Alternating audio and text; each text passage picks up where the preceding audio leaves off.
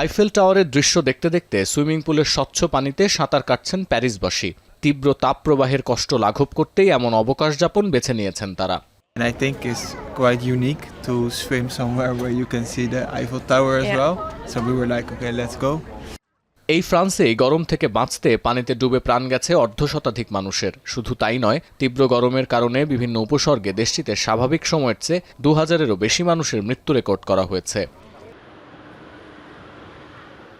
টানা দুদিন ধরে রেকর্ড তাপমাত্রায় পুড়ছে ফ্রান্স। 80 বছরের মধ্যে সর্বোচ্চ তাপমাত্রা রেকর্ড করা হয়েছে গেল সপ্তাহে। রাজধানী প্যারিস সহ বিভিন্ন শহরের তাপমাত্রা ছাড়িয়েছে 40 ডিগ্রি সেলসিয়াস। বিশ্ব স্বাস্থ্য সংস্থার দাবি, বৈশ্বিক গড়ের তুলনায় ইউরোপের তাপমাত্রা বাড়ছে প্রায় দ্বিগুণ গতিতে। ফ্রান্স ছাড়াও এর প্রভাব পড়েছে স্পেন, নেদারল্যান্ডস ও বেলজিয়ামে। বিশ্ব আবহাওয়া দপ্তরের আশঙ্কা, আগামী সপ্তাহে 40 ডিগ্রি সেলসিয়াস ছাড়াতে পারে যুক্তরাজ্য, পর্তুগাল ও স্পেনের তাপমাত্রা।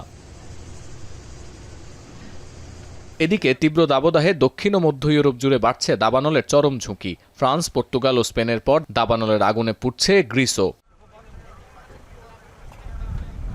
শনিবার গ্রিসের থেসালোনিকির উত্তরে কৃষি ও বনভূমি এলাকায় দাবানল ছড়িয়ে পড়ে। প্রবল বাতাসের মধ্যে আগুন নেভানোর কাজ করছেন দমকল কর্মীরা। 74 জন দমকল কর্মী, 2টি বিশেষায়িত বন অগ্নি নির্বাপক দল, 28টি ফায়ার ইঞ্জিন ও স্বেচ্ছাসেবক মোতায়েন করেও নিয়ন্ত্রণে আনা যাচ্ছে না আগুন। জারি হয়েছে দাবানল সতর্কতা।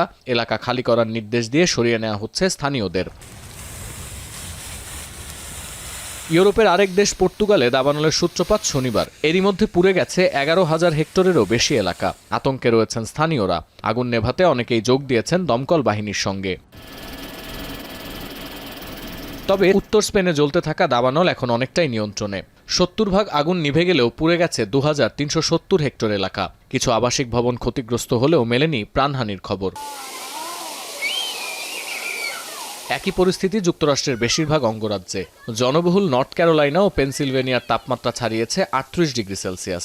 গরম থেকে বাঁচতে ওয়াটার থিম পার্ক, সুইমিং পুলে ছুটছেন স্থানীয়রা। রোববার কয়েকটি অঙ্গরাজ্যে বজ্রসহ বৃষ্টিপাত রেকর্ড করা হলেও তাপমাত্রা কমার তেমন সম্ভাবনা দেখছেন না আবহাওয়া বিশেষজ্ঞরা। এমন পরিস্থিতিতে বাতিল ও স্থগিত হয়েছে যুক্তরাষ্ট্রের স্বাধীনতার 250তম বার্ষিকীর বেশ কিছু উদযাপন। বিপাকে পড়েছেন বিশ্বকাপ দেখতে আসা ভিনদেশিরাও।